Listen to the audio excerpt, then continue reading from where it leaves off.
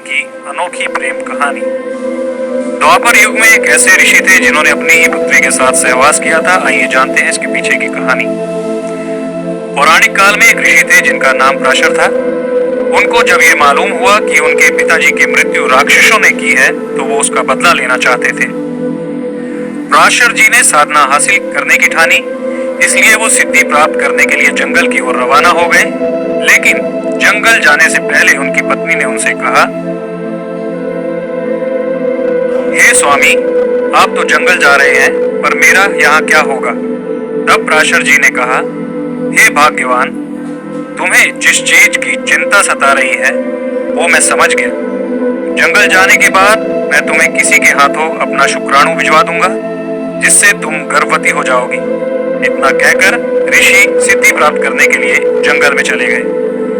कुछ वर्षों के पश्चात जब ऋषि को याद आया कि उन्होंने अपनी पत्नी को शुक्राणु भिजवाने का बोला था, तब उन्होंने तुरंत ही अपना शुक्राणु एक पीपल के पत्ते पर रखकर एक कौवे के जरिए भिजवा दी।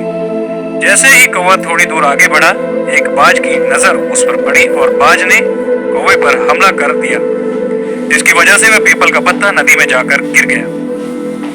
पानी में गिरते ही एक मछली ने ऋषि पराशर के शुक्राणु को निगल लिया, जिससे वह मछली गर्भवती हो गई।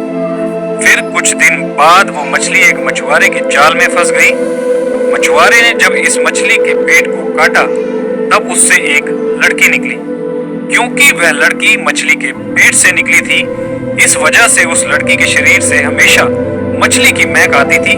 इसी कारण से मछुआरे ने उस लड़की का नाम मत्स्यगंधा रख दिया। कुछ सालों के बाद जब ऋषि पराशर घर लौट रहे थे, तब उन्हें यमुना नदी पार करने के लिए एक मछुआरे की जरूरत हुई और वो उसी मछुआरे के पास पहुंचे जो उनकी पुत्री का लालन पालन कर रहा था।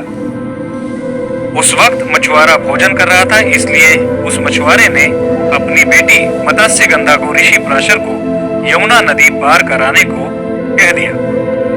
पिता की आज्ञा पाकर मत्स्यगंधा ऋषि को नाव में बैठाकर नदी पार कराने लगी। इधर ऋषि पराशर उस मत्स्यगंधा की सुंदरता और यौवन पर मोहित हो गए और उससे संबंध बनाना चाहते थे। बीच यमुना नदी में ऋषि पराशर ने उस कन्या से कहा कि मैं तुमसे प्रेम बनाना चाहता हूँ, लेकिन उस कन्या ने ऋषि को यह कहकर मना कर दिया कि शादी से पहले किसी के साथ संबंध बनाना अपराध है।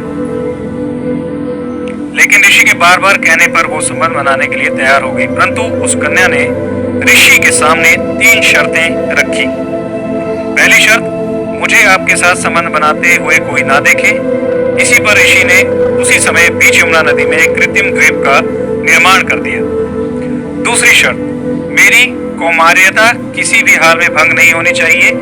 इस पर ऋषि ने आश्वासन दिया कि तुम संतान को जन्म देने के बाद फिर से कुंवारी हो जाओगी। और तीसरी शर्त, मेरे शरीर की ये मछली जैसी दुर्गंध दूर हो जाए और एक ऐसी खुशबू में परिवर्तित हो जाए जो मीलों दूर तक भी पहचानी जा सके। ऋषि ने उसके शरीर की दुर्गंध को एक खुशबू में परिवर्तित कर दिया। इस प्रकार से ऋषि ने मत्स्यगंधा की तीनों शर्तों को पूरा किया और फिर उसके साथ उसी बीच नदी में प्रेम संबंध बनाया। इस प्रेम संबंध के 9 महीने बाद उस मत्स्यगंधा ने एक पुत्र को जन्म दिया, जिसका नाम कृष्ण द्वापायन था, जो आगे चलकर महर्षि वेदव्यास के नाम से प्रसिद्ध हुए। वही मत्स्यगंधा आगे चलकर हस्तिनापुर नरेश शांतनु की पत्नी बनी और सत्यवती के नाम से जानी जाने लगी।